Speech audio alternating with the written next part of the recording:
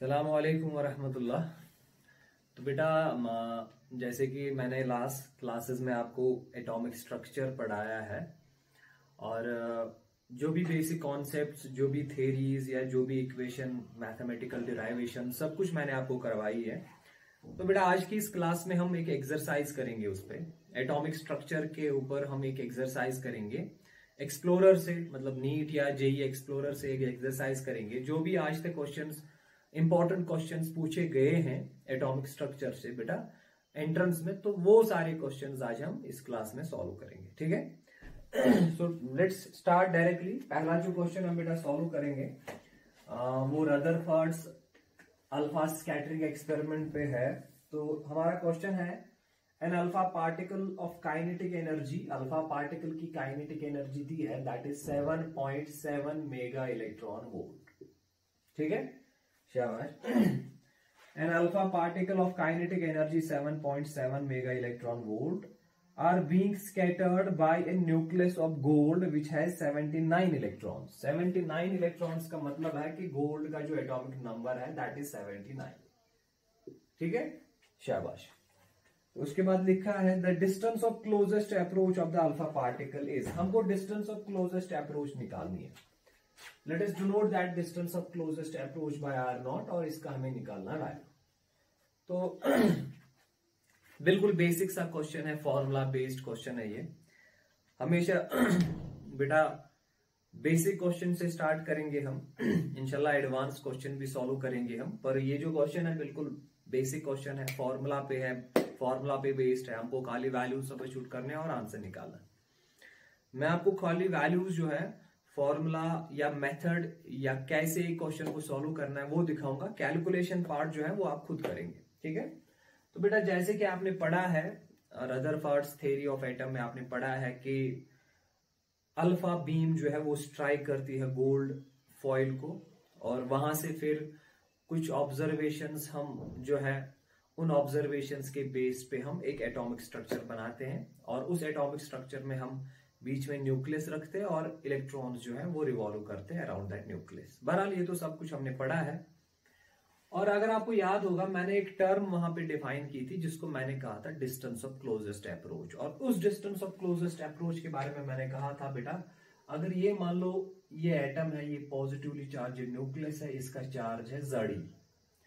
Z का मतलब है अगर इसमें Z नंबर ऑफ प्रोटॉन्स हैं and E is the charge of each proton, then the charge of this nucleus is Z।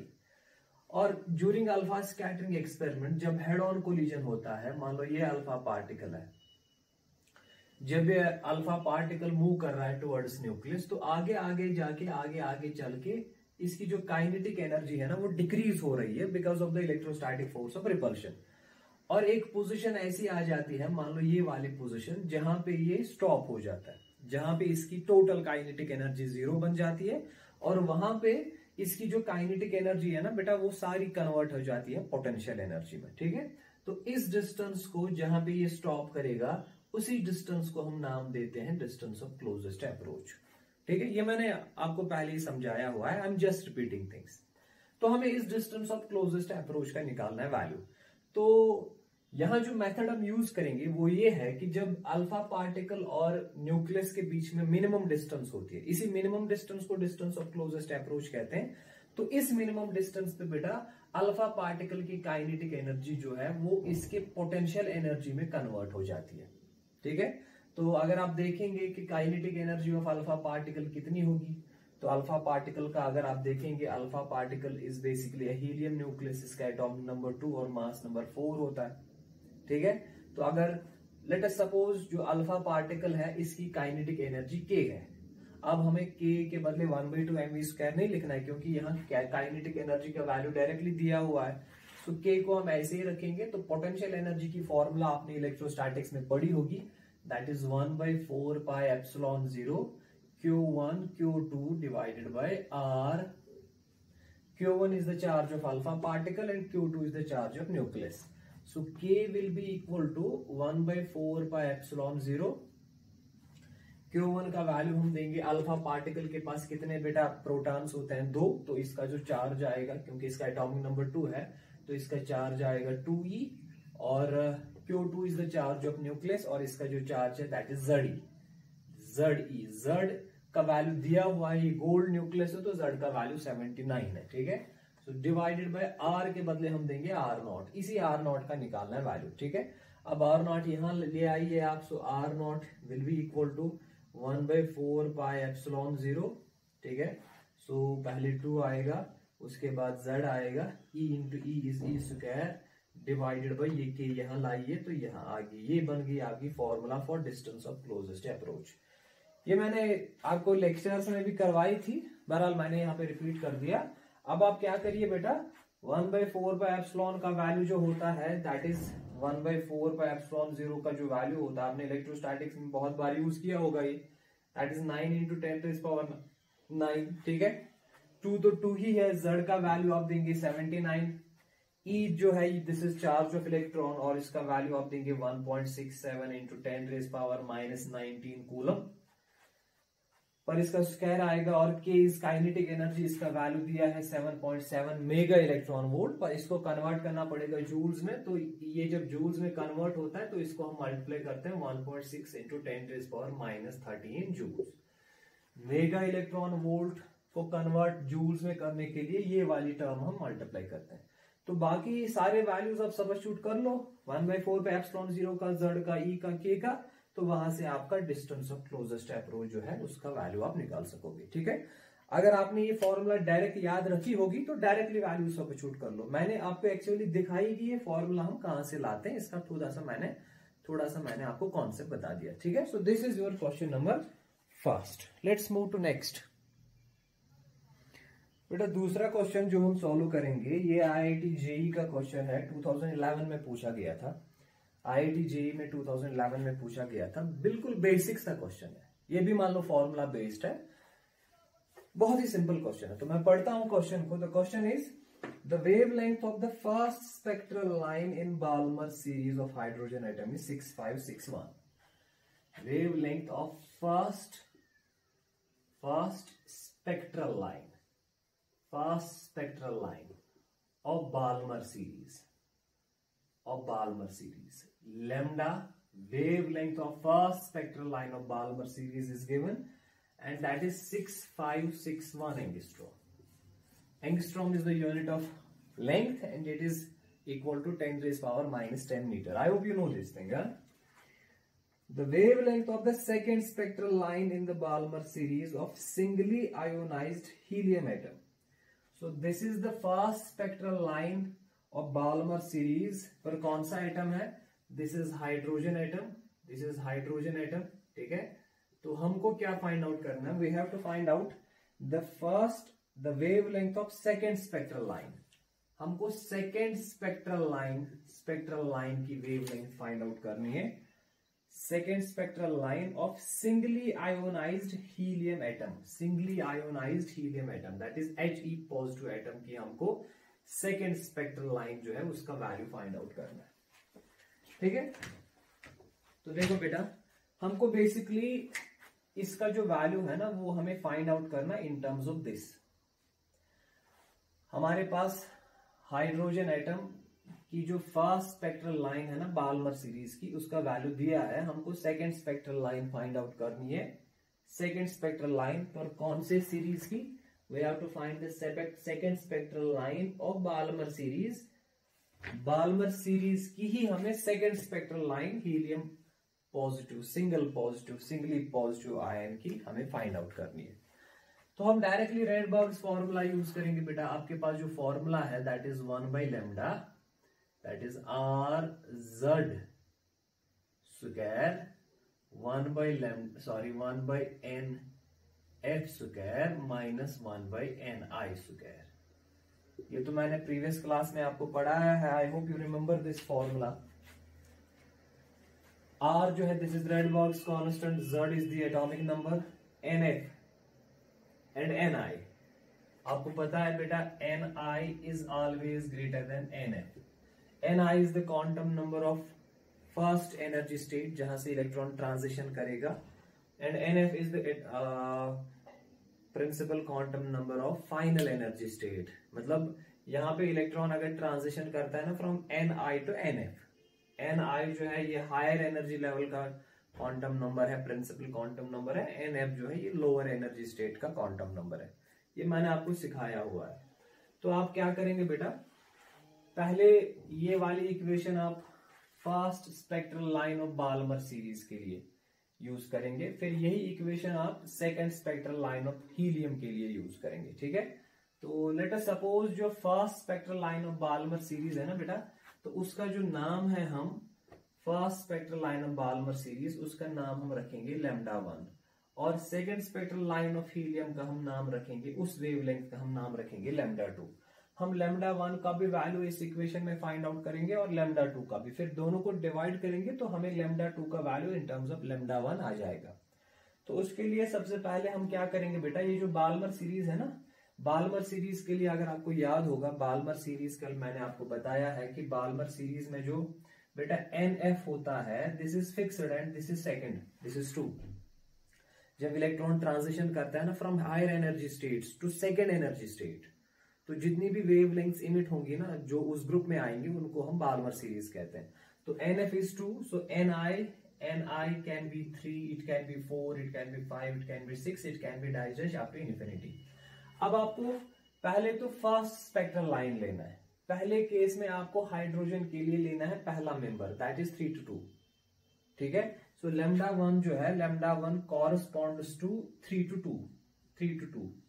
ठीक है, क्योंकि देखो पहले क्या लिखा है, first spectral line of Balmer series. First spectral line का मतलब है पहला मेंबर। पहला मेंबर कौन होता है, जब ट्रांजिशन होगी फ्रॉम 3 to 2, तो जब ट्रांजिशन 3 to 2 होगी ना, उस वेवलेंथ का नाम हम रखेंगे लैम्डा 1, और इस लैम्डा 1 का वैल्यू वही से दिया हुआ है। ठीक है, और फिर हमें निकालना क्या है, second spectral line. Second spectral line का मतलब है दूसरा member, that is from 4 to 2, तो उसका हम नाम रखेंगे lambda 2, and this will B from 4 to 2। ठीक है, और याद रखिए ये बेटा हाइड्रोजन एटम के लिए है और ये हीलियम सिंगली आयोनाइज्ड एटम के लिए। तो अब डाटा सब्स्टिट्यूट कर लो इस इक्वेशन में बेटा। इस इक्वेशन में जो है एन आई का वैल्यू 3 दे दो और एन एफ का वैल्यू 2 दे दो इस इक्वेशन में। फिर इसी इक्वेशन में एन आई का वैल्यू 4 दे दो, एन एफ का वैल्यू 2 दे दो, तो दो इक्वेशंस बनेगी ना आपके पास। तो उन दोनों इक्वेशंस को आप डिवाइड कर लो। तो यहां पे मैं लिखता हूं, तो ये डाटा आप इस इक्वेशन में सब्स्टिट्यूट करेंगे तो इक्वेशन क्या बनेगी, 1 by lambda 1 equal to R, और किस एटम के लिए, हाइड्रोजन, तो जेड के बदले 1 आएगा तो 1 स्क्वायर, और this will be 1 divided by n f. Final energy state कौन है बेटा, 2, तो 2 स्क्वायर आएगा, this is 2 square minus 1 by N i. Initially कहां पे था 3, सो 3 स्क्वायर आएगा। ठीक है, इसके बाद अब इस लैम्डा 1 का वैल्यू जो है वो दिया हुआ है एक्चुअली, दैट इज 6561। अब ये आपने ये वाला डाटा इस इक्वेशन में दे दिया। अब दूसरा क्या है, ये वाला, ये जो डाटा है इस इक्वेशन में दे दीजिए आप। तो लैम्डा के बाद लैम्डा 2 लिखिए, सो आएगा 1 by lambda 2, this will be equal to R, तो ऐसे ही आएगा। अब जेड आपको किसका देना है, हीलियम का, इसका एटॉमिक नंबर 2 है तो 2 स्क्वायर आएगा। ठीक है बेटा, so 1 by N I, initial energy state is 4, so 4 square आएगा, minus final energy state is 2, so 1 by 2 square आएगा। ठीक है, ये आपके पास दो इक्वेशंस बन गई ना। अब आप क्या करिए काम, इन दोनों इक्वेशंस को आप डिवाइड करिए। दोनों इक्वेशंस को बेटा डिवाइड करिए, बिल्कुल बेसिक सा क्वेश्चन है, I hope you understood this thing. तो जब आप डिवाइड करेंगे, सो 1 by लैम्डा को डिवाइड करेंगे 1 by लैम्डा 2, तो मैं यहां लिखूंगा 1 by lambda 1 whole divide by 1 by lambda 2 will be equal to, देखो बेटा यहाँ r और r कैंसिल हो जाएगा। ठीक है, यहाँ 1 आएगा और यहाँ 2 स्क्वायर, दैट इज 4। ठीक है, तो 1 by 4 आएगा बाहर, तो ऊपर ब्रैकेट में क्या आएगा, 1 by 2 square is 4, 1 by 3 square is 9 minus 4, that is 5 divided by, तो मैं लिखूंगा 5 divided by, this is 4, this is 9, so 9 into 4 that is 36, तो 5 by 36 होल डिवाइडेड बाय, यहाँ क्या आएगा बेटा, this is 1 by 4 square is 16, this is 1 by 2 square is 4, so this is 2 3, so यहाँ पे बेटा ये 4 आएगा, यहाँ ये 16 आएगा यहाँ। सो आई गेस हमने यहाँ पे उल्टा वैल्यूज दिए हैं, क्योंकि पहले लोअर आएगा फिर हायर आएगा, so this must be, this is NF, तो 2 स्क्वायर यहाँ आएगा, NI 4 आएगा यहाँ पे, ठीक है, शाबाश। अब ठीक है, तो हमने NI और NF के वैल्यूज उल्टे दिए थे, बाकी कुछ नहीं किया था हमने। सो 16 minus 4, 16 minus 4 that is 12 divided by, so this is 16, this is 4, सो ये आएगा बेटा 64, ठीक है। जरा अब सॉल्व कर लो, सो 1 बाय लैम्डा 1 बाय लैम्डा 2, तो इसको डिवाइड कर लो तो उल्टा हो जाएगा, सो लैम्डा 2 बाय लैम्डा 1 का जो वैल्यू आएगा वो आएगा बेटा 1 बाय 4 को ऐसे ही रख लो, ये 5 बाय 36 को भी ऐसे ही रख लो, इनटू इसको उल्टा कर लो, दैट इज 64 बाय 12, ठीक है। अब लैम्डा 1 का वैल्यू दिया है ना, सबस्टिट्यूट लैम्डा 1 इक्वल टू जो इसका वैल्यू दिया था, क्या था बेटा वैल्यू इसका, the value of lambda 1 was given to be 6561, 6561। अब इस इक्वेशन में लैम्डा 1 का वैल्यू ये दे दो और लैम्डा 2 का वैल्यू जो है वो फाइंड आउट कर लो, ठीक है। So you can easily find out the value of lambda 2। Let's move to our next question. बेटा हमारा जो अगला क्वेश्चन है, this is from NEET 2016, NEET 2016 में पूछा गया था ये, तो बिल्कुल बेसिक सा क्वेश्चन है, ठीक है। So I will read out this question.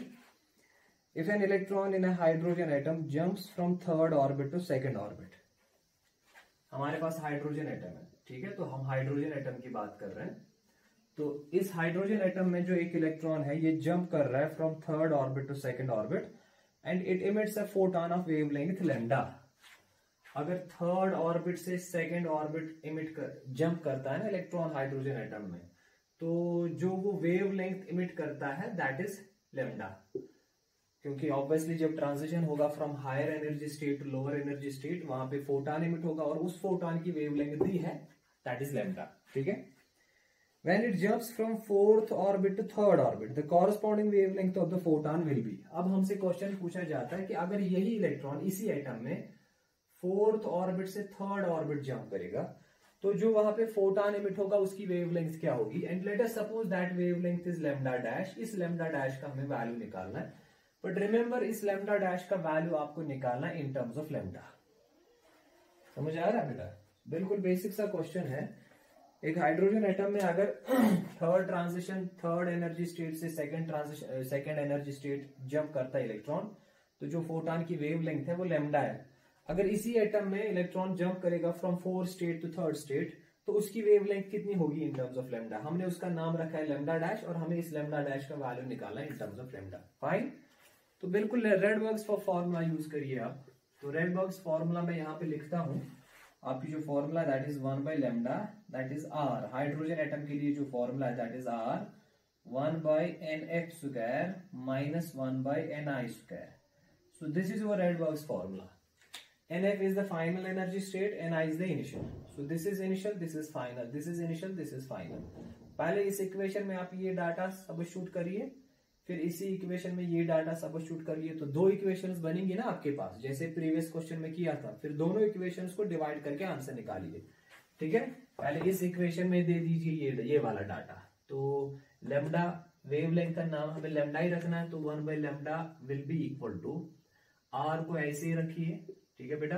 So 1 by NF final energy state, final is 2, initial is 3, so यहाँ पे आएगा बेटा 2, 1 by 2 square minus 1 by 3 square. ये बन गई आपकी एक equation.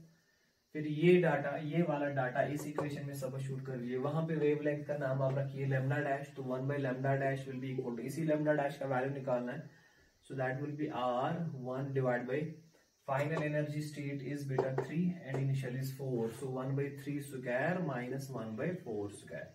So this is your equation number second. अब आप दोनों को इक्वेशंस को डिवाइड कर लो, आई होप आपको आएगा। इसके बाद डिवाइड दोनों को कर लो, तो वहां से लैम्डा डैश का जो है वो वैल्यू निकालो इन टर्म्स ऑफ लैम्डा। इसे प्रीवियस क्वेश्चन में जैसे किया था उसी तरह ये आर कैंसिल होगा, ये नंबर डिवाइड होगा, तो इनका जो है उल्टा मल्टीप्लाई होगा, तो ये बनेगा, इनको डिवाइड करोगे तो लैम्डा डैश बाय लैम्डा बनेगा, लैम्डा डैश बाय लैम्डा बनेगा। तो सॉल्व करके लैम्डा डैश का वैल्यू निकालो in terms of lambda. Fine, so I hope you can solve this question. So this was asked in your NEET exam. एक और question solve करते हैं बेटा, नीट 2013 का क्वेश्चन है ये। So this was asked in NEET 2013, ठीक है। और also this was asked in AIPMT PMT 2015। 2 एग्जाम्स में पूछा गया था ये क्वेश्चन। बिल्कुल सिंपल सा क्वेश्चन है। हमको क्या फाइंड आउट करना है, मैं पढ़ता हूं question. In a spectrum of hydrogen the ratio of longest wavelength in the Lyman series to the longest wavelength of Balmer series. देखो हमें क्या करना है, longest wavelength of Lyman series divided by longest wavelength of Balmer series, ये हमारा question है। इसका हमें निकालना value. Longest in a spectrum of hydrogen find the ratio of longest wavelength of Lyman series to the longest wavelength of Balmer series. बेटा देखो सारे question जो है अभी तक हम जो सॉल्व कर रहे हैं, मैक्सिमम क्वेश्चन जो है these are from Rydberg's formula.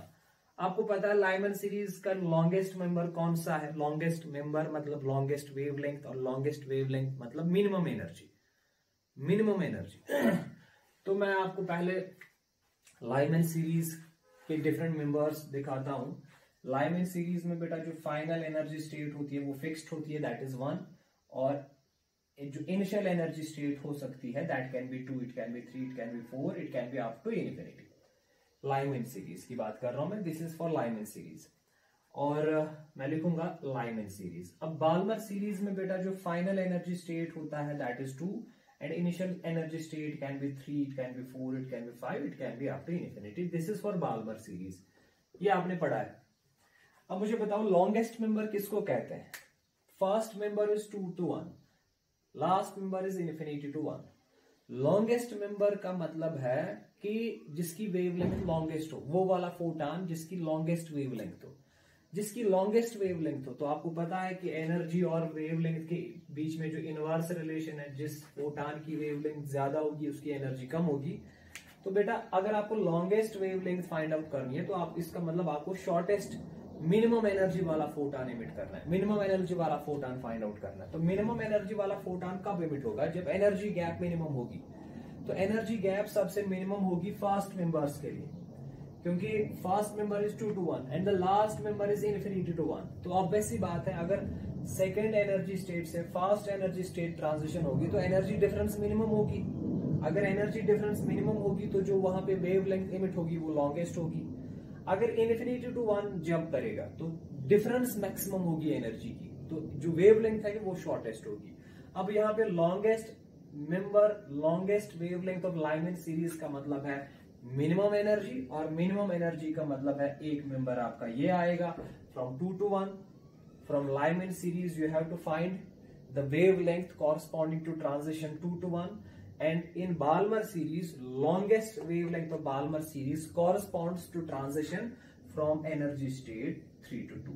I hope you understand this thing, क्योंकि longest का मतलब minimum energy का मतलब smallest gap, और smallest gap लाइमन सीरीज में 2 to 1 के बीच में है और बाल्मर सीरीज में 3 to 2 के बीच में। ठीक है, तो देखो बेटा रेडबर्ग्स फॉर्मूला हम यूज करेंगे, तो 2 इक्वेशंस बनेगी हमारे पास। पहले इसके लिए रेडबर्ग्स फॉर्मूला, फिर इसके लिए रेडबर्ग्स फॉर्मूला, फिर दोनों को डिवाइड कर लो तो वही आंसर आपको निकालना है। तो रेडबर्ग्स फॉर्मूला जो आपके पास है दैट इज 1/λ। हाइड्रोजन एटम की बात मैं कर रहा हूँ क्योंकि हाइड्रोजन स्पेक्ट्रम पूछा गया है क्वेश्चन में। तो हाइड्रोजन के लिए जो रेडबर्ग्स फॉर्मूला है that is 1/nh² minus 1/ni²। ठीक है, तो दे दो वैल्यूज। पहले longest member of Lyman series के लिए दे दो 2 to 1 वैल्यू, तो 1/λ ऐसे ही आएगा। इसके लिए मैं लिखूंगा Lyman, L is Lyman series. ठीक है, so this is equal to R, ऐसे रखो 1/n। फाइनल एनर्जी स्टेट बेटा जो लाइमन में होती है दैट इज 1, तो 1² आएगा, माइनस जो इनिशियल एनर्जी स्टेट है दैट इज 2, दैट इज 2²। ठीक है बेटा, सो दिस इज R, और ब्रैकेट में क्या आएगा 2 - 1, 4 - 1 is 3 divide this is 4, 2² is 4 × 1 is 4। ठीक है, सो इसी तरह 1/, अब इसी इक्वेशन में ये वाला डाटा दे दो बाल्मर सीरीज का, तो उस वेवलेंथ का नाम हम रखेंगे λb।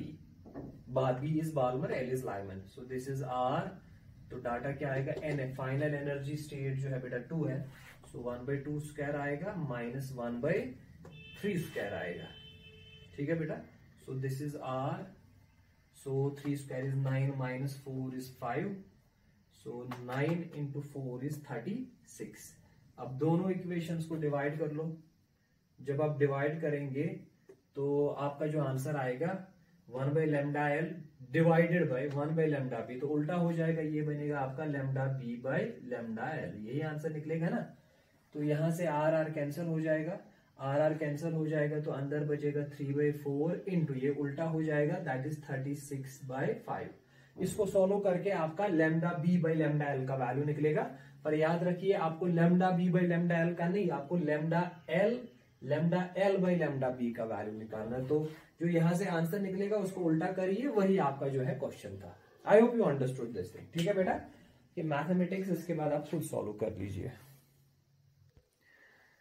देखो बेटा, नेक्स्ट क्वेश्चन हमारा है, we have to find out the ratio of shortest wavelength of Paschen, Balmer and Lyman series.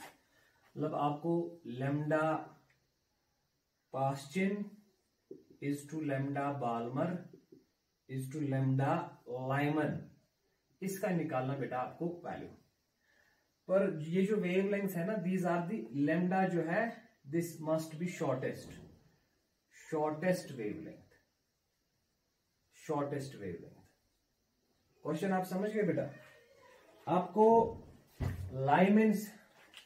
Paschen series, Balmer series और लाइमन सीरीज के शॉर्टेस्ट वेवलेंथ्स निकालने और उनका फिर आपको रेशियो फाइंड आउट करना है। पास्चन ब्रैकेट लाइमन, इनके शॉर्टेस्ट वेवलेंथ आप फाइंड आउट कर लो, फिर उनका रेशियो देखिए किसके बराबर है। I hope you can solve this. This is also based on this रेडबर्ग्स formula. पहले बेटा शॉर्टेस्ट मेंबर किसका होता है, पहले आप पास्चन, बाल्मर और लाइमन, इनके शॉर्टेस्ट मेंबर बताओ कौन कौन से आएंगे। तो लाइमन के लिए बेटा, लाइमन के लिए जो सीरीज लिमिट्स हैं, दैट इज NF जो है fixed, that is 1, and NI can be 2, it can be 3, it can be 4, it can be up to infinity. इसके बाद बाल्मर के लिए बेटा NF जो है that is 2, NI can be 3, it can be 4, it can be 5, it can be digest up to infinity. Lyman, Balmer, Paschen, इसके बाद Paschen आएगा, पास्चन सीरीज, और पास्चन सीरीज के लिए NF is 3, so NI can be 4, it can be 5, it can be 6, it can be digest up to infinity. अब आपको कौन से मेंबर्स निकालने हैं, शॉर्टेस्ट मेंबर। शॉर्टेस्ट वेवलेंथ का मतलब है मैक्सिमम एनर्जी, और मैक्सिमम एनर्जी का मतलब है maximum difference between two energy levels, और मैक्सिमम एनर्जी डिफरेंस होती है बिटवीन 1 टू इन्फिनिटी। यहां जो मैक्सिमम एनर्जी डिफरेंस आएगी वो आएगी 1 टू इन्फिनिटी, यहां आएगी 2 टू इन्फिनिटी, यहां आएगी 3 टू इन्फिनिटी। समझ आ रहा है, क्योंकि इनफाइनाइट एनर्जी लेवल और फास्ट एनर्जी लेवल के बीच में मैक्सिमम एनर्जी डिफरेंस होगा, और जब इलेक्ट्रॉनिक ट्रांजिशन होगी वहां पे जो फोटॉन एमिट होगा उसकी मैक्सिमम एनर्जी होगी। Maximum energy corresponds to minimum या शॉर्टेस्ट वेवलेंथ। ठीक है, तो पहले आप रेडबर्ग्स फॉर्मूला में जो NI/NF का वैल्यू है वो आप इन्फिनिटी 1 दे दो, इसी तरह फिर दे दो इन्फिनिटी टू 2, फिर इन्फिनिटी टू 3। आपकी 3 वेवलेंथ्स निकलेगी ना, फिर उनका रेशियो फाइंड आउट कर लो। तो कर लो बेटा, रेडबर्ग्स फॉर्मूला पहले लाइमन के लिए यूज, तो मैं लिखूंगा 1/λL, this is for Lyman series. Hydrogen atom की बात कर रहा हूं मैं, तो Z का वैल्यू 1 आएगा, R ऐसे ही रहने दो, 1/NF, final energy state is 1 for Lyman series, so 1² minus 1/NI, initial energy state is infinity. ठीक है, इनफाइनाइट स्क्वायर। सो जब इसका आप वैल्यू निकालेंगे तो उल्टा करके, सो λL will be equal to, ये बेटा 1/1 इज 1, 1/infinity इज 0, तो उल्टा करके ये बेटा आएगा आपका 1/R। ठीक है, शाबाश। अब आप बाल्मर सीरीज का डाटा सब्स्टिट्यूट कर लो रेडबर्ग्स फॉर्मूला में, तो 1/λB will be equal to R, तो ऐसे ही आएगा। तो लिमिट सीरीज क्या देने आपको, फाइनल एनर्जी स्टेट इज 2, तो 1/2² आएगा, तो 1/4 माइनस 1/infinity, क्योंकि final energy state is infinity. तो आंसर आएगा बेटा 1/infinity 0, तो λB बाल्मर सीरीज का जो वैल्यू आएगा उल्टा करके ब्रैकेट में 1/4 बचेगा, तो 4/R आएगा। इसी तरह रेडबर्ग्स फॉर्मूला में ये पार्शियल सीरीज का वैल्यू दे दो लैम्डा पी, तो R, so 1 by final state is 3 that is 9 minus 1 by infinity. तो बेटा इसको उल्टा करके जो वैल्यू आएगा लैम्डा पी का, वो वैल्यू आएगा बेटा 9 बाई आर। सो फाइनली जब आप रेशो फाइंड आउट करोगे, किस किस का रेशो फाइंड आउट करना है ये क्वेश्चन है। तो lambda P is to lambda B is to lambda L. Lambda P का वैल्यू निकाला आपने that is 9 by R, is to lambda B का वैल्यू है 4 बाय आर और लैम्डा एल का वैल्यू है 1 बाय आर। सो बेटा आर आर आर कैंसिल, आपका आंसर आएगा 9:4:1। So this is your answer. ठीक है, I you can solve questions now. अब आप इस पे क्वेश्चन जो है वो सॉल्व कर सकोगे। अब देखो बेटा नेक्स्ट क्वेश्चन इज, मैं पढ़ता हूं, दिस वाज आस्क्ड इन कर्नाटका सीटी। न्यू वन जो है, this is the frequency series limit of Lyman series. Frequency series limit of Lyman series. ठीक है, न्यू 2 जो है, this is the frequency series limit of new 2 is the frequency of first line. New 2 is the frequency of first line of Lyman series, and new 3 जो है, that is the frequency of series limit of Balmer series. Frequency of series limit of Balmer series. और हमको new 1, new 2 और new 3 के बीच में जो है वो रिलेशन फाइंड आउट करनी। देखो मैं एक्सप्लेन करता हूं, बड़ा ही अच्छा क्वेश्चन है ये। फ्रीक्वेंसी सीरीज लिमिट की बात आ गई इसमें, तो इसको याद रखो बेटा। यहां पे दिया है कि न्यू 1 जो है, this is the frequency series limit of Lyman series. Nu 2 जो है, this is the frequency of first line या first member of Lyman series. Nu 3 जो है, this is the frequency of series limit of Balmer series. Series limit का मतलब है last member. Series limit की जब बात करते हैं ना, सीरीज लिमिट, इसका मतलब है लास्ट मेंबर। तो इसका मतलब है nu 1 is the frequency of last member of Lyman series. इसी तरह nu 3 is the frequency of last member of Balmer series, and nu 2 is the frequency of first member of Balmer series. अब आपको first member और last member तो पता ही है क्या क्या है, तो मैं पहले यहां पे लाइमन सीरीज और बाल्मर सीरीज के लाइमन सीरीज और बाल्मर सीरीज के जो है डिफरेंट मेंबर्स उनको लिखता हूं। लाइमन सीरीज के लिए NF फिक्स्ड है that is 1, NI can be 2, 3, 4 dash dash up to infinity. ठीक है, इसी तरह बाल्मर सीरीज की बात करेंगे, so NF is 2 and NI can be 3, it can be 4, 5, it can be up to infinity. तो पहला मेंबर कौन बनता है लाइमन सीरीज का? 2 to 1। लास्ट मेंबर या सीरीज लिमिट जिसको कहते हैं वो बनता है इन्फिनिटी टू 1। इसी तरह बाल्मर सीरीज का पहला मेंबर है 3 to 2 और लास्ट मेंबर या सीरीज लिमिट है दैट इज इन्फिनिटी टू 2। अब आपको यहाँ वेव लेंथ की बात नहीं कर रहा, ये फ्रीक्वेंसी की बात कर रहा है। तो मैं आपको पहले फ्रीक्वेंसी की फॉर्मूला निकाल के देता हूं। वेव लेंथ जो हमने रेडबर्ग्स फॉर्मूला पढ़ी है that is in terms of wave length, उसी को कन्वर्ट करते हैं इन टर्म्स ऑफ फ्रीक्वेंसी। देखो कैसे बेटा, फॉर्मूला है 1 by लैम्डा इज, हाइड्रोजन की बात कर रहे हैं, R 1 by NF square minus 1 by NI square. This is your Rydberg's formula in terms of wavelength. ये तो सबको पता है। अब देखो बेटा, आपको पता है velocity of electromagnetic radiation is its wavelength into frequency. ये तो 9th में ये फॉर्मूला आपने पढ़ी होगी, velocity is equal to lambda into frequency. Therefore हम ये लैम्डा इधर लाएंगे तो बनेगा 1 by lambda will be equal to frequency, यही रखेंगे, c डिवाइड होगा तो फ्रीक्वेंसी डिवाइड बाई c। तो इस इक्वेशन से लैम्डा यहां लाओ तो 1 by लैम्डा बनेगा, c इधर लाओ तो फ्रीक्वेंसी बाई c। तो 1 by लैम्डा के बदले हम फ्रीक्वेंसी बाई c लिखेंगे। c is the velocity of electromagnetic radiation और वेलोसिटी ऑफ लाइट। तो इसके बदले हम लिख सकते हैं बेटा frequency divided by c is equal to r into 1 by NF square minus 1 by NI square. ठीक है, तो फाइनल फॉर्मूला फ्रीक्वेंसी की क्या बनेगी, ये c मल्टीप्लाई होगा that is r into c, so 1 by NF square minus 1 by NI square. ठीक है, ये आपकी बन गई रेडबर्ग्स formula in terms of frequency. अब आप डाटा सब्स्टिट्यूट कर लो, क्या क्या डाटा देना है और वैल्यूज निकालो। देखो हम करते हैं इसको, देखो बाकी मैंने रब किया। अब इस फॉर्मूला को मैं टॉप पे लिखूंगा जो मैंने यहाँ पे आपके लिए डिराइव कर ली। So frequency of any spectral line is Rydberg's constant into velocity of light 1/nf quantum number of principal quantum number of final energy state minus 1/ni, that is this is the principal quantum number of initial energy state। अब आपके पास ये जो तीन चीजें दी है ना, given जो तीन चीजें हैं, इन तीनों चीजों को अलग अलग करके आप इस फॉर्मूला में दे दो, तो आपका जो है ν1 ν2 ν3 का वैल्यू निकलेगा। फिर आप रिलेशन फाइंड आउट कर लो, ठीक है। तो पहले इस इक्वेशन में ये वाला डाटा सब्स्टिट्यूट कर लो, तो न्यू के बदले ν1 आएगा, तो ν1 का क्या वैल्यू आएगा, R और C को ऐसे ही रखो, ये तो कॉन्स्टेंट्स हैं, ठीक है, 1/nf।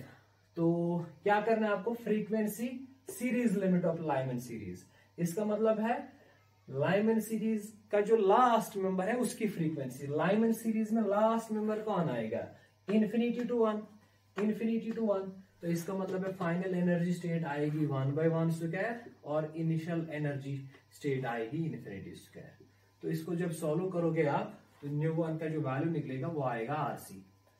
1/1 is 1, 1/infinity is 0, ठीक है, निकला ν1 का वैल्यू।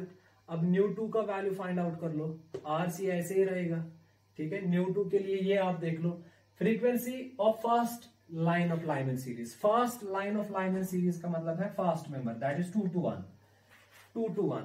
तो पहले आएगा final energy state is 1, so 1² minus initial is 2² तो इसको सॉल्व कर लो, RC ऐसे ही आएगा।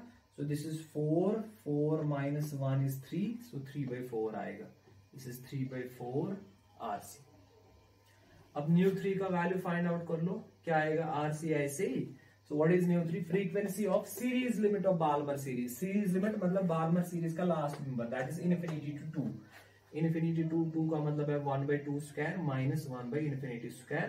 इसको सॉल्व करोगे तो RC इंटू 1/4 आएगा। अब इन तीन के बीच में रिलेशन ν1 ν2 ν3 के बीच में आपको रिलेशन फाइंड आउट करनी है। बताओ क्या रिलेशन आएगी।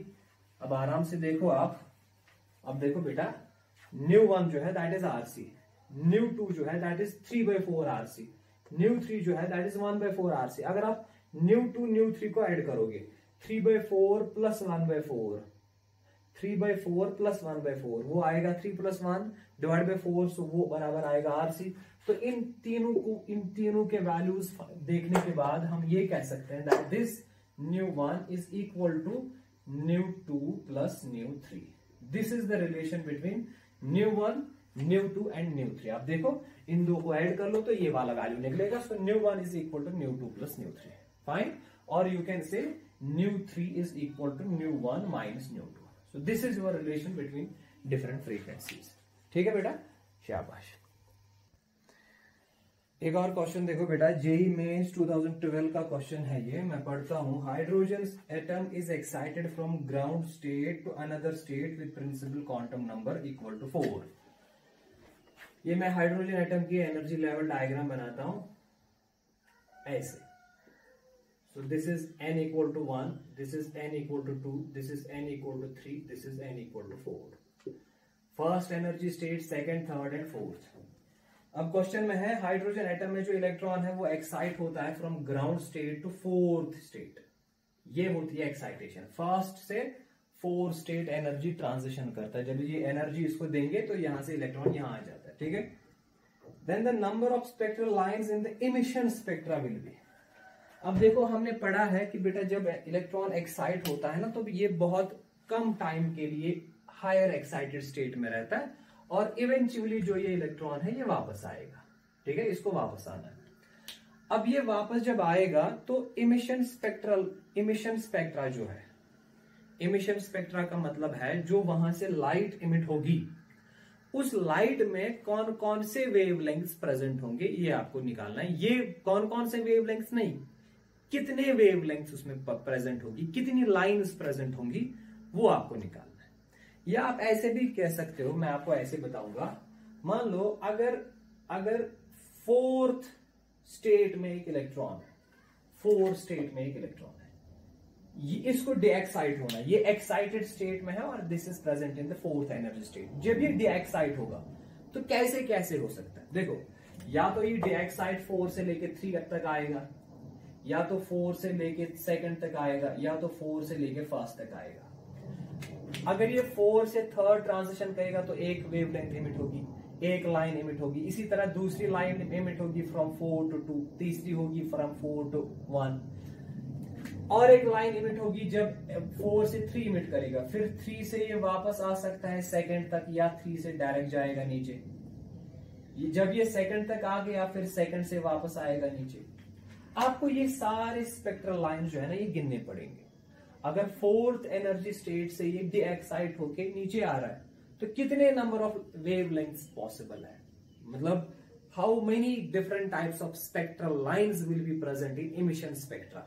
जो लाइट इमिट होगी उसमें कितने तरह की डिफरेंट वेवलेंथ्स आप पाएंगे, ठीक है। अगर आप इनको गिन लोगे ना, देखो एक तो होगी, एक वेवलेंथ इमिट होगी फ्रॉम 4 to 3, दूसरी होगी 4 to 2, तीसरी होगी 4 to 1। क्योंकि जब हायर एनर्जी स्टेट से जंप करेगा नीचे, या तो डायरेक्ट आएगा 3, या तो 4 से 3 टूट जाएगा, या तो 4 से 1 जाएगा, मतलब बहुत सारी पॉसिबिलिटीज है ना। आपको इन सारे पॉसिबिलिटीज को गिनना पड़ेगा। फॉर एग्जाम्पल दिस इज 4 3 2 1, 4 से जा सकता है 3 तक भी, 2 तक भी, 1 तक भी, 3 से जा सकता है 2 तक भी, 1 तक भी, 2 से जा सकता है 1। तो कितनी पॉसिबिलिटीज बनी, 4 से 3 1, 4 से 2 2, 4 से 1 3, 4 5 6। सो यहाँ पे 6 जो है, 6 number of spectral lines will be present, 6 different spectral lines will be present in emission spectra। जो आपका emission spectra है ना, उसमें बेटा आपके पास 6 तरह की स्पेक्ट्रल लाइंस होंगी। एक स्पेक्ट्रल लाइन होगी फ्रॉम 4 to 3, दूसरी होगी फ्रॉम 4 to 2, इसी तरह 4 to 1, 3 to 2, 3 to different spectral lines, ठीक है। अब इसके लिए मैं आपको, चलो हमारा तो आंसर आ गया डायरेक्ट 6, आपने काउंट कर लिया, पर मैं आपको एक फॉर्मूला बताता हूं, उस फॉर्मूला से आप डायरेक्ट वैल्यू निकाल सकते हो कि कितनी वेवलेंथ्स या कितने different number of spectral lines present होगी when an electron jumps from higher energy state Ni to lower energy state Nf.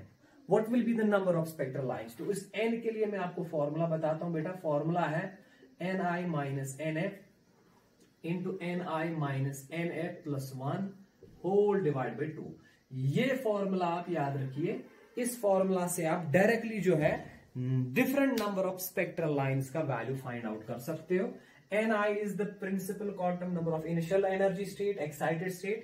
Nf is the principal quantum number of final energy state।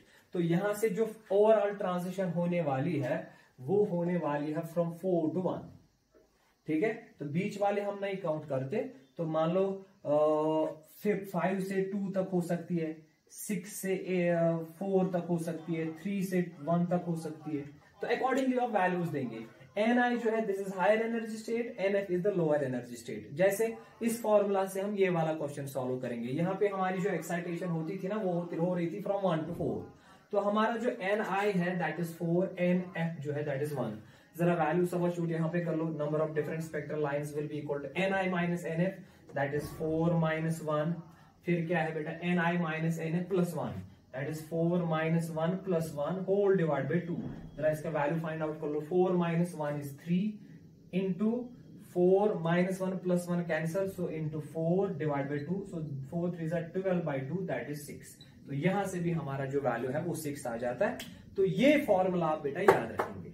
कितनी different types of spectral lines present होंगी, so that is given by this formula Ni minus Nf into Ni minus Nf plus 1 divided by 2।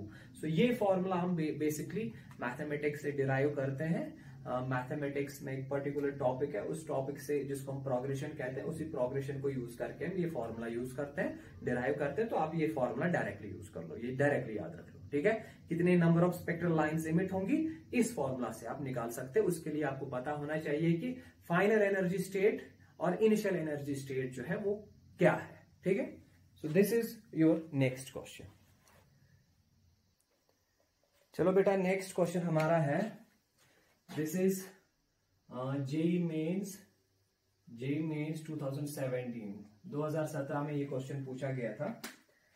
तो क्या करना है हमको, actually 2 questions पूछे गए थे। एक क्वेश्चन ऐसा है, एक तो डायरेक्टली आप सॉल्व कर सकते हो। हमारे पास चार एनर्जी स्टेट्स का वैल्यू दिया हुआ है। So this is first energy state, this is second energy state, this is third and this is fourth. ठीक है, वैल्यूज दिए हैं।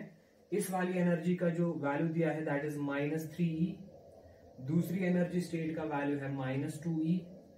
तीसरी का है -4/3E और इसका है -E। ठीक है, इसके बाद हमें बताया गया है कि एक इलेक्ट्रॉन जंप करता है from this energy level to this energy level और वहां पे जो वेवलेंथ इमिट होती है उसका वैल्यू है λ1। इसी तरह एक और इलेक्ट्रॉन जंप करता है from this energy level to this energy level, from first to third, वहां पे जो वेवलेंथ इमिट होती है that is λ2। Sorry, this is your λ2 and this is your λ1। तो आपको क्या करना है, you have to find the value of λ1 and by λ2। आपको λ1 बाय λ2 का रेशियो फाइंड आउट करना है। बहरहाल ये तो इजी है, आप ऐसे कर सकते हो। बेटा एनर्जी और वेवलेंथ के बीच में क्या रिलेशन है? बेटा वेवलेंथ जो है ना, एनर्जी जो है, energy is equal to hc/λ।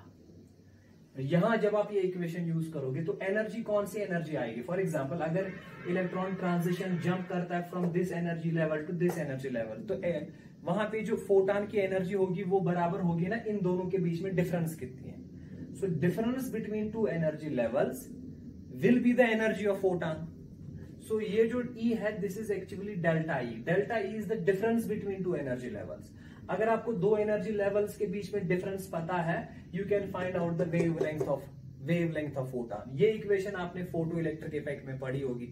ठीक है, so delta is the energy difference and lambda is the wavelength of that photon. For example λ1 का वैल्यू क्या निकलेगा? So lambda will be equal to इस इक्वेशन के हिसाब से hc/ΔE।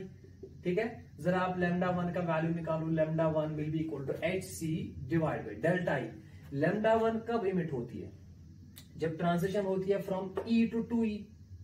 तो E और 2E के बीच में डिफरेंस कितना है? -E और 2E के बीच में डिफरेंस कितना है? आप मैग्नीट्यूड निकाल सकते हो या डायरेक्ट डिफरेंस निकालो।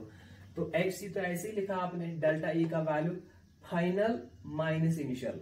तो यहाँ पे एक्चुअली हम उल्टा करते हैं क्योंकि इनिशियल एनर्जी ज्यादा है ना, फाइनल कम, तो इन दो के बीच में डिफरेंस कितना है?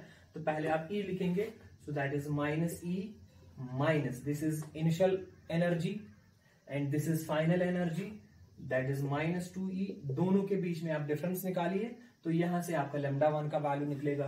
इसी तरह λ2 का अगर आपको वैल्यू निकालना हो, so that is h2 divide delta E। Delta E will be λ2, इन दोनों के बीच में इमिट होती है ना, तो डेल्टा E विल बी इन दोनों के बीच में कितना डिफरेंस है? That is -E minus -4/3। ठीक है, आप मैग्नीट्यूड वाइज डिफरेंस भी निकाल सकते हो, वो डिवाइड कर लो। यहाँ पे मैग्नीट्यूड वाइज डिफरेंस निकालो, वो डिवाइड कर लो, तो λ1 λ2 का वैल्यू आएगा इन टर्म्स ऑफ E। फिर दोनों को डिवाइड करके आप आंसर निकाल सकते हो। ठीक है, ठीक है। तो ये एक क्वेश्चन पूछा गया था 2017 में। एक और क्वेश्चन पूछा गया था, आपको क्या निकालना था बेटा? एक और क्वेश्चन पूछा गया था, the acceleration of an electron in the first orbit of hydrogen atom is. आपको इलेक्ट्रॉन की एक्सेलरेशन निकालनी है, मतलब उसकी एक फॉर्मूला बनानी है in the first orbit in n equal to 1, electron की एक्सेलरेशन। अगर मैं हाइड्रोजन एटम की डायग्राम बनाता हूं, ये न्यूक्लियस है और ये फर्स्ट ऑर्बिट है, और इस फर्स्ट ऑर्बिट में ये इलेक्ट्रॉन मान लो रिवॉल्व कर रहा है, और इस फर्स्ट ऑर्बिट के रेडियस आप मान लो r है। ठीक है, तो हमने बोहरिस थ्योरी यूज करके इस इलेक्ट्रॉन की रेडियस, इस ऑर्बिट की, पहले ऑर्बिट या किसी भी ऑर्बिट की रेडियस निकाली है, किस ऑर्बिट में इलेक्ट्रॉन की कितनी वेलोसिटी होती है, स्पीड कितनी होती है, उसका वैल्यू निकाला, उसकी फॉर्मूला डिराइव की है। Kinetic energy, potential energy, total energy या टाइम पीरियड ऑफ रेवोल्यूशन, ये सारी फॉर्मूलाज हमने डिराइव किया। पर यहाँ पे एग्जामिनर हमको पूछता है कि अब एक्सेलरेशन की फॉर्मूला डिराइव कर लो। इलेक्ट्रॉन जब रिवॉल्व करता है तो ऑब्वियसली आपको पता है कि जब सर्कल में कोई चीज रिवॉल्व करता है तो circular motion is a non uniform motion, क्योंकि इसमें अगर मैग्नीट्यूड कांस्टेंट रहता भी है, डायरेक्शन तो कंटिन्यूअसली चेंज हो रही है। So this is an accelerated motion. इसका मतलब है कोई भी ऑब्जेक्ट जब सर्कल में रिवॉल्व करता है तो वो एक्सेलरेट करता है। ठीक है, तो अगर उसका मैग्नीट्यूड भी चेंज हो रहा है, डायरेक्शन तो चेंज हो ही रही है, तो उस सर्कुलर मोशन को हम कहते हैं नॉन यूनिफॉर्म सर्कुलर मोशन। अब अगर उसका मैग्नीट्यूड सेम है, डायरेक्शन चेंज हो रही है, उसको हम कहते हैं यूनिफॉर्म सर्कुलर मोशन। अब जो इलेक्ट्रॉन रिवॉल्व करता है ना सर्कल के राउंड, अब इसका मैग्नीट्यूड तो हम ट्रीट करते हैं कांस्टेंट, इसका मैग्नीट्यूड वेलोसिटी का है, ये सेम वेलोसिटी के साथ मूव करता है, तो यहाँ पे वेलोसिटी का मैग्नीट्यूड हम सेम लेते हैं, पर डायरेक्शन तो चेंज हो रही है। इसका मतलब है this is a case of uniform circular motion. और आपको पता है 11th क्लास में आपने पढ़ा होगा, यूनिफॉर्म सर्कुलर मोशन में अगर आपको किसी भी ऑब्जेक्ट की एक्सेलरेशन फाइंड आउट करनी है, उस एक्सेलरेशन को हम नाम देते हैं सेंट्रिपिटल एक्सेलरेशन। फिर से देखो बेटा, अगर एक सर्कल में एक ऑब्जेक्ट कांस्टेंट स्पीड के साथ मूव कर रहा है, कांस्टेंट स्पीड के साथ मूव कर रहा है, इसका मतलब ये नहीं है कि वो एक्सेलरेट नहीं कर रहा है। अगर उसकी स्पीड कांस्टेंट है भी, फिर भी उसकी जो डायरेक्शन है वो कंटिन्यूअसली चेंज हो रही है, क्योंकि सर्कुलर मोशन में हम डायरेक्शन कैसे देते हैं, direction of velocity is given by drawing tangent. यहाँ पे ये डायरेक्शन है वेलोसिटी की, यहाँ पे यहाँ है, यहाँ पे इस डायरेक्शन में, तो direction of velocity is continuously changing. तो अगर आपको पूछा गया है ना कि इसमें इलेक्ट्रॉन की एक्सेलरेशन निकालो, तो एक्सेलरेशन निकालने का मतलब है आपको सेंट्रिपिटल एक्सेलरेशन जो है उसका वैल्यू फाइंड आउट करना है। सेंट्रिपिटल एक्सेलरेशन अगर आपको इलेक्ट्रॉन की फाइंड आउट करनी है, आपको याद होगा उसकी जो फॉर्मूला है that is v²/r। v is the speed and r is the radius. और अगर आपसे पूछा गया है पहले ऑर्बिट में निकालो सेंट्रिपिटल एक्सेलरेशन, या पहले ऑर्बिट में इलेक्ट्रॉन की एक्सेलरेशन निकालो, इनफैक्ट जब भी आपसे पूछा जाएगा ना कि एक्सेलरेशन निकालो किसी भी ऑर्बिट में, एक्सेलरेशन का मतलब सेंट्रिपिटल एक्सेलरेशन, क्योंकि ये यूनिफॉर्म सर्कुलर मोशन है, इसमें स्पीड कांस्टेंट रहती है, और जब स्पीड कांस्टेंट रहती है और खाली मैग्नेटिक डायरेक्शन चेंज होती है, वहां पे जो एक्सेलरेशन, नेट एक्सेलरेशन होती है, that is actually equal to centripetal acceleration, क्योंकि टेंजेंशियल एक्सेलरेशन का वैल्यू यहाँ पे 0 होता है। और सेंट्रिपिटल एक्सेलरेशन की जो फॉर्मूला है दैट इज v²/r। अब आपने सेंट्रिपिटल एक्सेलरेशन निकालनी है, that is v²/r। First orbit में मैंने आपको स्पीड की फॉर्मूला जो है वो डिराइव करके दी है, उसका वैल्यू यहां फर्स्ट ऑर्बिट के लिए सब्स्टिट्यूट कर लो। रेडियस का भी हमने nth ऑर्बिट के लिए वैल्यू निकाला है, उसका वैल्यू यहां पे सब्स्टिट्यूट कर लो। दोनों को डिवाइड करके आप आंसर निकालो, या किसी भी तरह आप v²/r का वैल्यू निकालो। इसके बहुत सारे तरीके हैं, या तो v की फॉर्मूला डायरेक्ट दे दो, r की फॉर्मूला डायरेक्ट वैल्यू सब्स्टिट्यूट करके आंसर निकालो, या आपके पास बहुत सारे फॉर्मूलाज हैं। मान लो बोहर का जो पहला पोस्टुलेट है that is centripetal force is provided bye this electrostatic force of attraction. So this is mv²/r is equal to ze² divided by 4πε0r²। ठीक है, ये तो पहला पोस्टुलेट है बोहर का। इससे भी आप v²/r का वैल्यू निकाल सकते हो, पर याद रखो v²/r का जो वैल्यू निकालोगे ना, that should be in terms of constants. उसमें खाली कॉन्स्टेंट्स रहने चाहिए। कांस्टेंट का मतलब है h होना चाहिए, 4πε0 या m या e, ये कांस्टेंट्स होने चाहिए। उसमें वेरिएबल मतलब आप v²/r का value in terms of r या इन टर्म्स ऑफ v नहीं निकाल सकते, उसमें खाली कांस्टेंट्स निकाल होने चाहिए। इस फॉर्मूला से भी निकाल सकते हो, या आपकी जो दूसरा पोस्टुलेट है बोहरस थ्योरी का that is mvr is equal to nh/2π। ठीक है, ये भी एक फॉर्मूला है, तो इससे भी निकाल सकते हो। देखो मैं आपको इसी से निकाल के देता हूं, इस दूसरे पोस्टुलेट से, that is mvr is nh/2π। ठीक है, तो हम क्या करेंगे बेटा, जरा इसको स्क्वायरिंग करो, स्क्वायरिंग कर लो बोथ साइड्स। तो ये क्या बनेगा, m² v² r² equal to n² h² 4π²। ठीक है, जरा फिर r³ आपको इसका वैल्यू निकालना v²/r, जैसे आप कर सकते हो मैथमेटिकली वैसे कर लो। तो इसके बाद आप बोथ साइड्स r³ डिवाइड कर लो, यहां से भी r³ डिवाइड कर लो, यहां से भी r³ डिवाइड कर लो। ठीक है, जरा क्या होगा r³ डिवाइड करने से, तो बेटा आपका जो वैल्यू है उसके बाद आराम से देखो r³ डिवाइड कर लो बोथ साइड्स, जरा निकालो क्या वैल्यू आएगा बेटा r³। तो ये बनेगा बेटा v² m² v² r² cancel, तो एक r रहेगा, नीचे एक r आएगा, सॉरी ऊपर तो कोई r नहीं रहेगा ना, कैंसिल हो जाएगा, r² कैंसिल, नीचे एक r आएगा, तो यहाँ आएगा n² h² divide by 4π² r³।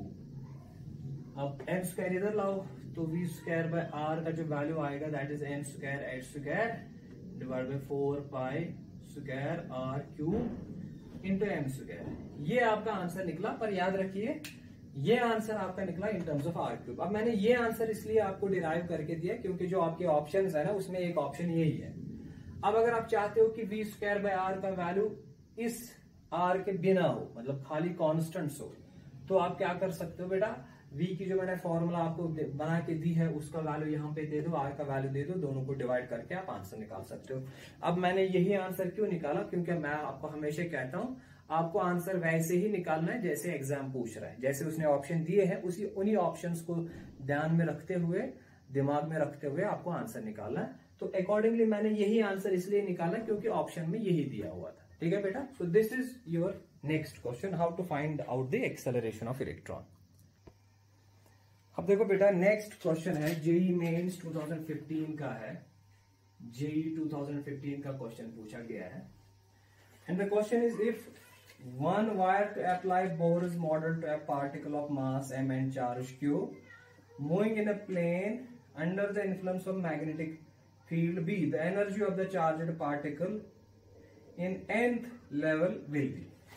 देखो बेटा यहां पे हमसे पूछा गया है कि आपको याद है बोहर ने कहा था कि एक न्यूक्लियस के अराउंड जो इलेक्ट्रॉन रिवॉल्व करता है, ये इलेक्ट्रॉन रिवॉल्व करने के लिए जो इसको सेंट्रीपिटल फोर्स की रिक्वायरमेंट है वो कहां से आ जाता है, वो आ जाता है इलेक्ट्रोस्टैटिक फोर्स से। तो हम लिखते थे that this centripetal force is provided by electrostatic force. अब एग्जामिनर हमको कहता है कि अगर यहां पे इलेक्ट्रोस्टैटिक फोर्स के बदले मैग्नेटिक फोर्स आप लेंगे, मान लो कि इलेक्ट्रॉन रिवॉल्व करता है around the nucleus and the centripetal force is provided bye magnetic force instead of this electrostatic force, magnetic force is providing centripetal force। तो आप काइनेटिक एनर्जी की इक्वेशन निकाल के दो। मान लो हमको डेराइवेशन करनी है, जैसे हमने काइनेटिक या टोटल एनर्जी की इक्वेशन डिराइव करी थी ना यूजिंग बोहर्स थ्योरी, वहां पे हमने सेंट्रिपिटल फोर्स को इक्वेट किया था इलेक्ट्रोस्टैटिक्स के साथ। अब हमको चेंज करना है, यहाँ पे इसने चार्जड पार्टिकल की जो चार्ज दिया है वो दिया है Q, इसकी स्पीड मान लो दी है v और रेडियस दी है r। हमको इसकी काइनेटिक एनर्जी की फॉर्मूला डिराइव करनी है, but we have to assume that this centripetal force is provided by magnetic force.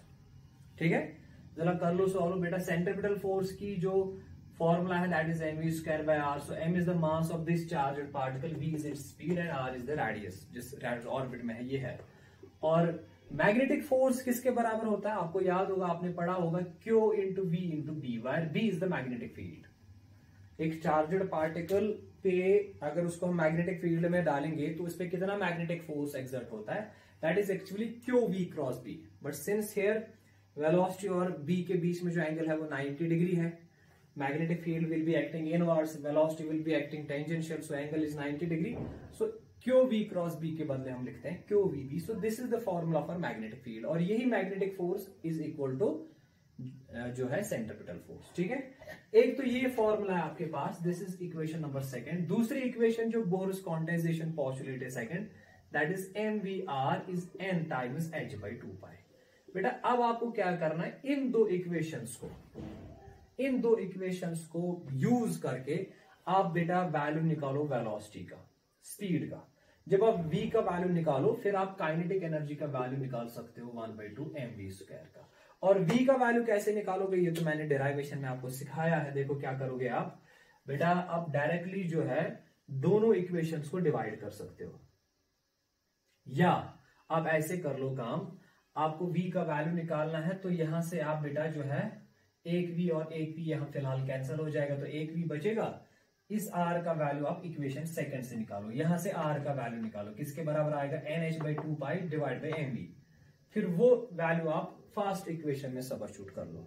ठीक है, तो फर्स्ट इक्वेशन में जब सबस्टिट्यूट कर लोगे तो वहां से बेटा आपका v का वैल्यू आएगा, या जैसे भी आपको अच्छा लगे, जैसे भी इन दो इक्वेशंस को यूज करके आप बेटा v का वैल्यू निकालो। That is a mathematical case, I hope you can do that thing. v का वैल्यू निकालो, फिर 1/2 mv का वैल्यू निकालो, mv स्क्वायर का वैल्यू निकालो, तो वहां से आपकी काइनेटिक एनर्जी की फॉर्मूला आएगी। ठीक है, तो आई hope you can solve this thing. और जो आपका फाइनल रिजल्ट है वो, और जो आपका फाइनल रिजल्ट आएगा बेटा उसको यहां पे नोट करता हूं मैं, दैट विल बी आपकी जो फाइनल इक्वेशन काइनेटिक एनर्जी या एनर्जी की आएगी, that will B n h q b divided by 4πn। ये आपका फाइनल आंसर निकलना चाहिए। और इस इक्वेशन में n is the principal quantum number, h is Planck's constant, q is the charged particle, b is the magnetic field 4π, and m is the mass of charged particle. I hope you can do this thing. ठीक है बेटा, शाबाश। Let's move to next. देखो बेटा, बहुत ही अच्छा question है, JEE mains में पूछा गया था ये 2016 में। वेरी इंपॉर्टेंट क्वेश्चन पढ़ता हूँ पहले, मैं इसको एक्सप्लेन करता हूँ बाद में। Hydrogen atom makes a transition from n equal to 2 to n equal to 1। Hydrogen atom में ट्रांजिशन होती है, हाइड्रोजन एटम में, हाँ, तो कहां से कहां, from n equal to 2 to n equal to 1, hydrogen atom, ठीक है। और वहां से एक फोटॉन इमिट होता है, एक फोटॉन इमिट होता है वहां से। This photon strikes a doubly ionized lithium atom. इसके बाद डबली आयोनाइज्ड लिथियम एटम आपको लेना है। जो फोटॉन यहां से इमिट होगा वो इस लिथियम एटम को स्ट्राइक करता है। पर ये जो लिथियम एटम है ना, इसका एटॉमिक नंबर है दैट इज 3, ये आपको पता है। और ये लिथियम एटम जो है, इसमें इलेक्ट्रॉन एक्साइटेड स्टेट पे होता है, और जब एनर्जी उस पे गिरती है, उस इलेक्ट्रॉन पे जो कि यहाँ पे एक्साइटेड स्टेट में है, तो ये एनर्जी उसको, उस इलेक्ट्रॉन को इस एटम से रिमूव ही करवाती है। The least quantum number for the excited state of the ion for this process is. और हमको क्या फाइंड आउट करना है, देखो मैं समझाता हूं यहाँ पे बेटा। ये हमारे पास ये हाइड्रोजन एटम है, ठीक है, और ये मान लो हमारे पास है लिथियम एटम, ठीक है। देखो क्या होता है, हाइड्रोजन एटम में इलेक्ट्रॉन जंप करता है 2 to 1। मान लो ये जंप किया, यहां से एक फोटॉन इमिट होता है, उसकी एनर्जी मान लो hc/λ। ये फोटॉन जो है लिथियम, ये हाइड्रोजन एटम है और ये लिथियम एटम है। ये फोटॉन अब लिथियम एटम पे गिरता है, और लिथियम एटम में जो इलेक्ट्रॉन्स है ना, वो एक्साइटेड स्टेट में है। और जब ये फोटॉन इनमें से किसी इलेक्ट्रॉन पे गिरता है, मान लो यहां पे गिरता है, तो ये इस इलेक्ट्रॉन को जो है इसको रिमूव करवाता है, ये बाहर करता है इसको। मतलब this electron moves from this shell to infinite shell. उसको हम कहते हैं कि ये इस इलेक्ट्रॉन को बेटा जो है ये इसको आयोनाइज करता है। आयोनाइज का मतलब है कि ये इस इलेक्ट्रॉन को इस एटम से बाहर ही निकालता है। अब अगर आप चाहते हो कि इलेक्ट्रॉन को किसी एटम से मैं बाहर रिमूव करूं, तो उसको एनर्जी सप्लाई करनी पड़ेगी। तो लिथियम में से इलेक्ट्रॉन निकालने के लिए जो एनर्जी सप्लाई, जो एनर्जी आपको रिक्वायरमेंट है, वो आ जाती है यहां से, क्योंकि यहां हाइड्रोजन एटम में ट्रांजिशन होती है, वहां से फोटॉन इमिट होता है, और फोटॉन इस पे गिरता है, तो यहां से ही इलेक्ट्रॉन को रिमूव करता है।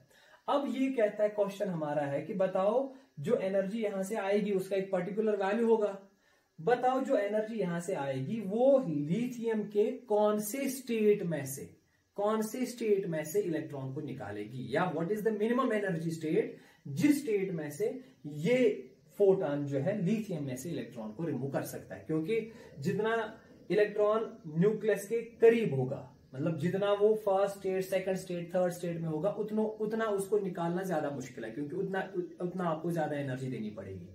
अब आपके पास एक फिक्स्ड अमाउंट ऑफ एनर्जी है, तो इस फिक्स्ड एनर्जी से आप किस वाले स्टेट से इलेक्ट्रॉन निकाल सकते हो, मतलब थर्ड से निकाल सकते हो, फोर्थ से निकाल सकते हो, 7 से निकाल सकते हो। अगर आप थर्ड से निकाल सकते हो, इसका मतलब है आप 4 से भी निकाल सकते हो, 5th से भी निकाल सकते हो, 7 से भी निकाल सकते हो, तो मिनिमम बन जाता है थर्ड। अगर आप सेकंड से निकाल सकते हो, तो इसका मतलब है सेकंड से भी निकाल सकते हो, थर्ड, फोर्थ, फिफ्थ, क्योंकि अगर आपके पास एनर्जी सफिशिएंट है फॉर सेकंड, इसका मतलब वो ऑटोमेटिकली सफिशिएंट होगी फॉर थर्ड, फोर्थ, फिफ्थ, 7। समझा रहा है? तो आपको देखना है मिनिमम किस एनर्जी स्टेट से इस वाली एनर्जी से यहाँ इलेक्ट्रॉन को हम बाहर निकाल सकते हैं। ठीक है, सो सबसे पहले मैं आपको रेडबर्ग जो फॉर्मूला है that is in terms of wavelength, मैंने आपको इन टर्म्स ऑफ फ्रीक्वेंसी वो डिराइव करके दी इसी क्लास में। अब मैं वो इसी फॉर्मूला को कन्वर्ट करूंगा इन टर्म्स ऑफ एनर्जी। ठीक है, क्योंकि एक फॉर्मूला आपकी बनेगी अगर इलेक्ट्रॉन ट्रांजिशन करता है from one energy level to another level energy level, तो वहां पे जो एनर्जी है, एनर्जी जो है फोटॉन की, वो कितनी होगी। तो इसके लिए बेटा जो फॉर्मूला यहाँ पे हम लिखेंगे दैट इज आपकी जो फॉर्मूला है 1/λ that is r/z² 1/nf² minus 1/ni²। ठीक है, अगर आप इसको एनर्जी में कन्वर्ट करना चाहते हो तो hc आप दोनों से मल्टीप्लाई कर लो, ये बनेगा hc/λ, तो ये बनेगा rhc और बनेगा z²। ठीक है, आपने hc यहां से भी मल्टीप्लाई किया, यहां से भी, क्योंकि अब बन गया ना hc/λ इक्वल टू एनर्जी। ठीक है, सो 1/nf² माइनस n 1/ni²। और आप याद रखेंगे ये है ना, ये 3 कॉन्स्टेंट्स आर, एच और सी, इनका जो वैल्यू होता है that is 13.6 electron volt. R is Rydberg's constant, H is Planck's constant, C is velocity of light, तीनों का जो कुल मिला के वैल्यू होता है दैट इज 13.6। तो आपकी जो एनर्जी की फॉर्मूला बनेगी E will be equal to, what is this is the energy of photon जो इमिट होगा, so that is equal to R H C के बदले 13.6 into Z square into 1/NF square minus 1/NI square. तो अगर आपका electron transition करता है ना from energy level I to F, तो वहां से कितनी एनर्जी इमिट होगी, that is given by this formula. ये फॉर्मूला उसी के लिए, ठीक है। So this is your formula for energy release. तो इसी फॉर्मूला को हम यूज करेंगे, ठीक है। हम देखेंगे कि यहां से कितनी एनर्जी रिलीज होगी और यहां कितनी रिक्वायरमेंट है, तो फिर दोनों को देखेंगे। ये वाली एनर्जी जो है it should be greater than this energy, ठीक है। तो देखो बेटा, ये एनर्जी की फॉर्मूला है। लेट अस सपोज यहां से जो फोटॉन इमिट होता है उसकी एनर्जी है E1, और लेट अस सपोज यहां जो इलेक्ट्रॉन को निकालने के लिए जो एनर्जी रिक्वायर्ड है दैट इज E2, ठीक है। तो आपकी जो E1 है this should be greater than E2, ठीक है। जरा E1 का वैल्यू निकालो इससे, E1 का वैल्यू सो 13.6 ऐसे आएगा। Z, ये तो हाइड्रोजन है तो Z का वैल्यू 1 आएगा, तो 1 कहां से ट्रांजिशन होता है, from 2 to 1, so final energy state is 1, initial is 2, so 1/1 square minus 1/2 square, ठीक है। दिस इज E1, इतनी एनर्जी यहां से रिलीज होगी, and this should be greater और इक्वल टू E2। E2 का मतलब है यहां आपको इलेक्ट्रॉन रिमूव करने के लिए कितनी एनर्जी चाहिए, और जब इलेक्ट्रॉन रिमूव होता है, रिमूव होने का मतलब है it has to get excited from given energy level to infinity energy level। आप जब कहते हो ना कि इसको रिमूव करो, थर्ड शेल से रिमूव करो, तो थर्ड शेल से रिमूव का मतलब है इसको आपको एक्साइट करना from n = 3 to n = infinity, क्योंकि इन्फिनिटी जब जाएगा इलेक्ट्रॉन, इसका मतलब है ये रिमूव हो गया। तो इसका मतलब है ये वाली जब आप फॉर्मूला यूज करेंगे तो आप क्या लिखेंगे, E2 कितनी एनर्जी रिक्वायर्ड है रिमूव करने के लिए, ये 13.6 तो ऐसे आएगा, और ये कौन सा है, ये लिथियम है, लिथियम के लिए Z3 है, तो ये 3 स्क्वायर आएगा यहाँ पे, सो 1/NF। फाइनल एनर्जी स्टेट, इसको कहां आपको ले जाना है, फाइनल एनर्जी स्टेट जो है, इनिशियल एनर्जी स्टेट इस Ni का आपको निकालना वैल्यू, पर फाइनल एनर्जी स्टेट जो है दैट शुड बी इन्फिनिटी, सो ये बनेगा बेटा 1/∞, ठीक है, माइनस 1/Ni स्क्वायर। अब इस Ni का निकालना वैल्यू। अब यहाँ पे देखो बेटा, नेगेटिव वैल्यू क्यों आ जाता है, क्योंकि जो एनर्जी आपको रिक्वायर्ड है ना निकालने के लिए, हाँ, वो हमें बेसिकली यहाँ पे नेगेटिव लिखनी है, क्योंकि वो एनर्जी आपको सप्लाई करनी है। बहरहाल आप खाली मैग्नीट्यूड के बारे में यहाँ पे देखो, मैग्नीट्यूड कितना लगेगा, या रिमूव करने के लिए जो एनर्जी रिक्वायर्ड होती है ना, तो उसको हम डायरेक्टली इस फॉर्मूला से लिखते हैं। हम लिखते हैं 13.6 Z square divided by n square. अगर आपको किसी भी ऑर्बिट में से इलेक्ट्रॉन को रिमूव करना है, तो आपको इलेक्ट्रॉन को उतनी एनर्जी देनी पड़ेगी जितनी एनर्जी इलेक्ट्रॉन के पास उस ऑर्बिट या उस शेल में है। और आपको पता है किसी भी शेल में इलेक्ट्रॉन के पास कितनी एनर्जी होती है, ये फॉर्मूला एनर्जी की आपको याद होगा, 13.6 electron volt Z square by n square, ठीक है। अगर आपको इलेक्ट्रॉन को निकालना है, मान लो उसके पास पर्टिकुलर ऑर्बिट में -10 इलेक्ट्रॉन वोल्ट एनर्जी है, उसको निकालने का मतलब है आपको +10 इलेक्ट्रॉन वोल्ट एनर्जी देनी है, ताकि उसकी टोटल एनर्जी 0 बनेगी तो वो निकल जाएगा। इसीलिए मैंने बेटा लिखा this will be the E1 is the energy of photon जो यहां से इमिट होगा, और यहां पे मान लो आपको nth लेवल से इलेक्ट्रॉन को निकालना है, तो उसको एनर्जी कितनी देनी है आपको, 13.6 Z square by n square. अब इस इक्वेशन को आप सॉल्व कर लो तो n का वैल्यू आएगा, ठीक है।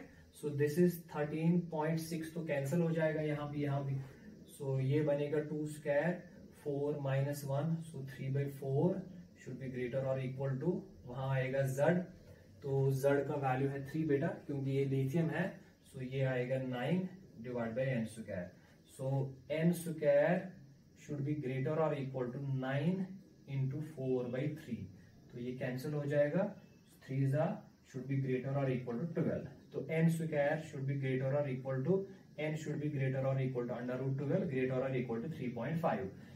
अब n का वैल्यू 3 पॉइंट तो हो नहीं सकता, इसका मतलब है n शुड बी ग्रेटर और इक्वल टू 4। तो मिनिमम जो एनर्जी लेवल है, जिस एनर्जी स्टेट से ये वाला फोटॉन लिथियम में से इलेक्ट्रॉन को निकालेगा, दैट इज 4। इसका मतलब 4 में से भी निकाल सकता है, 5 से भी, 7 से भी, 8 से भी। तो मिनिमम कौन से स्टेट से निकाल सकता है? Energy state 4। ठीक है, I hope you understood this question.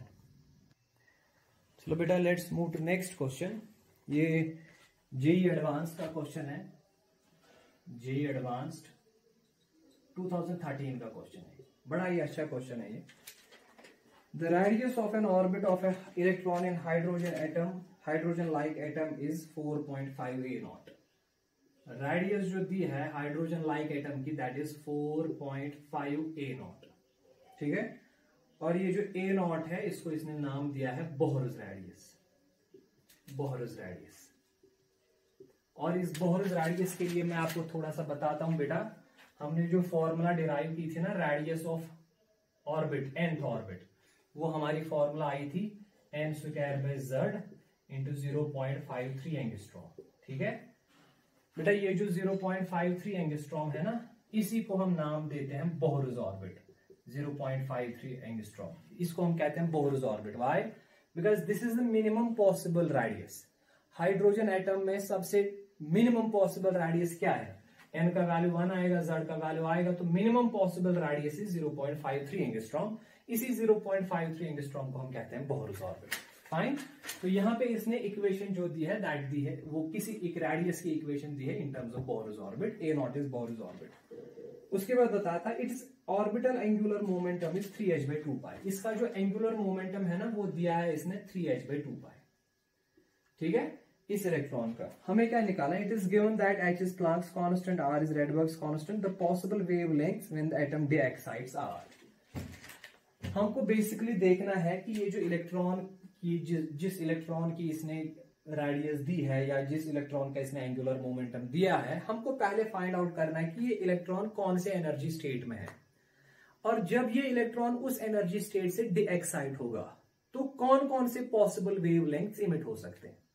मान लो इन दो चीजों से हमें निकालना है, ये जो हाइड्रोजन लाइक एटम है, ये हाइड्रोजन नहीं है, इट्स हाइड्रोजन लाइक एटम। तो हमको एक तो निकालना पड़ेगा Z का वैल्यू कि ये कौन सा एटम है, और हम निकालेंगे n का वैल्यू। n का वैल्यू मतलब कि ये इलेक्ट्रॉन जो है, जिसका जिस रेडियस, जो इलेक्ट्रॉन है, ये जिस ऑर्बिट में है, उसका रेडियस इस इक्वेशन से दिया है इसने, उसका ऑर्बिट एंगुलर मोमेंटम इस इक्वेशन से दिया है। ये दोनों चीजें दी हैं। एक तो हम निकालेंगे कि ये कौन सा एटम है, दूसरा हम निकालेंगे कि ये जो इलेक्ट्रॉन है ये किस ऑर्बिट में है, मतलब nth एनर्जी स्टेट निकालेंगे, किस एनर्जी स्टेट में। फिर हमारा जो एक्चुअल क्वेश्चन है वो ये है कि जब ये de-excite होगा तो कौन कौन सी वेवलेंथ इमिट होगी। अब ये जब de-excite होगा, कौन कौन सी वेवलेंथ इमिट होगी, इसके लिए हमें जरूरी निकालना है n। मान लो अगर n का वैल्यू 3 है, तो ये 3 से 2 भी de-excite हो सकता है, 3 से 1 भी de-excite हो सकता है। तो देखेंगे कौन कौन सी पॉसिबल वेवलेंथ इमिट होगी। तो हम क्या करेंगे, हम पहले Z और n का निकालेंगे वैल्यू। ठीक है, तो देखो बेटा, अगर हम ये वाली इक्वेशन लेंगे, यहां पे इसने दिया है L is equal to 3h/2π। ठीक है, पर एंगुलर मोमेंटम जो होता है वो होता है बराबर nh/2π। तो यहाँ ये बराबर है 3, तो यहां से इक्वेट करेंगे तो n इक्वल टू 3, तो n का वैल्यू आपका आ गया। ठीक है, अब Z का वैल्यू देखो कैसे निकालते हैं बेटा। जो रेडियस ऑफ nth ऑर्बिट होती है, रेडियस ऑफ nth ऑर्बिट, उसकी फॉर्मूला है n² इंटू a0, या n² इंटू 0.53 एंगस्ट्रॉम। यही है ना फॉर्मूला। अब इसने जो R का वैल्यू दिया है, वो इसने दिया है 4.5 a0। तो इन दोनों को इक्वेट करेंगे, तो देयरफॉर n² किसके बराबर आता है बेटा? 4.5। तो Z का वैल्यू तो आपने, n का वैल्यू तो आपने निकाला है 3, तो ये बनेगा 3², सो 9/Z इक्वल टू 4.5। तो Z will be equal to 9/4.5, so Z का वैल्यू आता है 2, सो Z इज 2। ये आपने Z का वैल्यू भी निकाला और R का भी वैल्यू निकाला, N का भी वैल्यू निकाला। तो मैं लिखता हूं यहाँ पे Z इज 2, सो यह हीलियम एटम है, N जो है वो 3 है। ठीक है, अब आपका जो है क्वेश्चन इजी हो गया। अब आप देख सकते हैं कि जब ये इलेक्ट्रॉन, कौन सा इलेक्ट्रॉन जो कि हीलियम एटम में है, कौन से स्टेट में है? थर्ड स्टेट में। जब ये डी एक्साइट होगा तो कौन कौन सी रेडिएशन इमिट हो सकती है, उन रेडिएशंस की वेवलेंथ क्या हो सकती है। ठीक है, तो आप एक डायग्राम बनाएंगे ऐसे, first energy state, second energy state, third, this is n equal to 1, this is n equal to 2, this is n equal to 3। Electron third state में है, तो ये जब ये डीएक्साइट होगा या तो 2 की तरफ डीएक्साइट होगा, या तो यहां आएगा और या तो यहां से आएगा। यही 3 वेवलेंथ्स पॉसिबल है ना, 3 2 1। 3 से या तो 2 आएगा या तो 3 से 1 की तरफ डीएक्साइट होगा। अगर 3 से 2 की तरफ गया फिर 2 से 1 की तरफ जाएगा। तो कितनी पॉसिबल डीएक्साइटेशंस है? एक वेवलेंथ होगी इमिट फ्रॉम 3 टू 2, दूसरी वेवलेंथ इमिट होगी फ्रॉम 3 टू 1, तीसरी वेवलेंथ इमिट होगी फ्रॉम 2 टू 1। अब आप क्या करेंगे बेटा, आपको उन वेवलेंथ से निकालना value in terms of R, H and C. तो आप रेडबर्ग्स फॉर्मूला यूज करिए, 1 by lambda is R Z square 1 by N F square minus 1 by N I square.